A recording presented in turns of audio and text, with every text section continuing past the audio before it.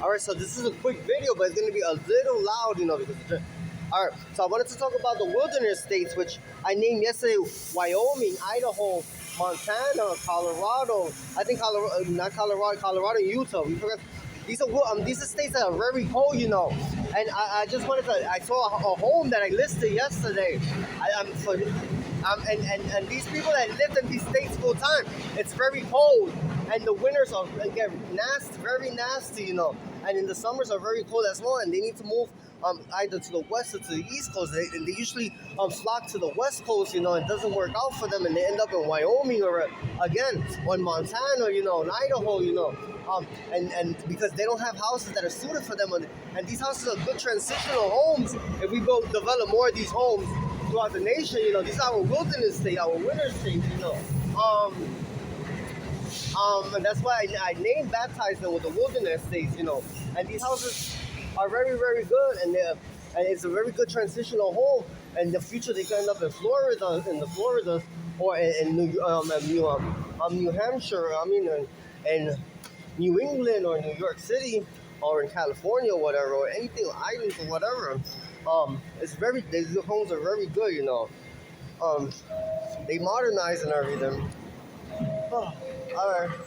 So I wanted to talk about. I know I'm not campaigning anymore, but it's a good requirement in the future, because we're working on everybody being homeowners first in America. But having a second home it has to be a must for most Americans who we could spread the expense a little bit. It's not healthy to only live in one place throughout the year, And due to climate changes or due to social reasons or political reasons, it's very healthy, or work reasons, or children. It's many things. Or going back to home, or even if it's in Europe, but it's very healthy to have a second home. It's never good to stay in one place full time. It's a slavery, and you get nasty, aggravated, you get depressed, you're tired, you get tired of stuff, everybody gets tired of stuff. Oh. And one thing I was recommending, because a lot of people are so adamant about voting and fanaticism of the political parties, Democrat, Republican. If a Republican has never voted Democrat, they should vote for a Democrat candidate one.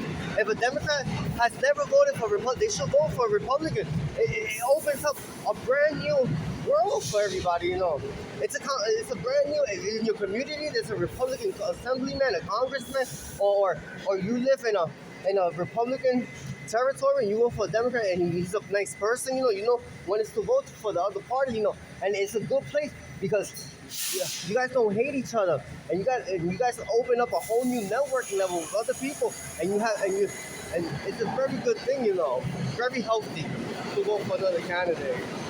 All right, so I want to talk about QuickBooks. QuickBooks is an accounting software, but and many jobs in America, and many people put in their resume that they are proficient. They are proficient with QuickBooks, or they know how to do QuickBooks. And this is not a true story. QuickBooks means you're gonna steal, And all those people that put QuickBooks in their resumes, they steal from their jobs, so they have intent to steal. Anyway, I want to talk about Salomon sneakers. I know this for a long time, and that's why I never bought a pair of sneakers. Salomon en Bulgarian is Salumia Salina. En la Alemania la Sina Galahido. En la Francia la Kuma la Hida. En la Italia la Kuma la Italia los judíos. En el castellano la Gila con los judíos. En la España, nosotros odiamos los judíos. We hate Jewish people. We hate the Jews. And that's what translates Salomon sneakers to we hate the Jewish people. So it's a brand that should be boycotted in America and around the world. It says we hate Jewish people, Salomon sneakers.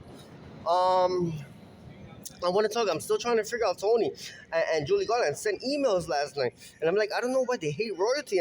They just hate good people, They've been Julie Garland started using LSD at the age of 15, She didn't even go through pubertal stage yet, and Tony started using at 15 heroin, Oh, and this I'm trying to figure this out because they're very adamant about everything, and they everything is a no-go and everything. They're very nasty people, and they torture chambers,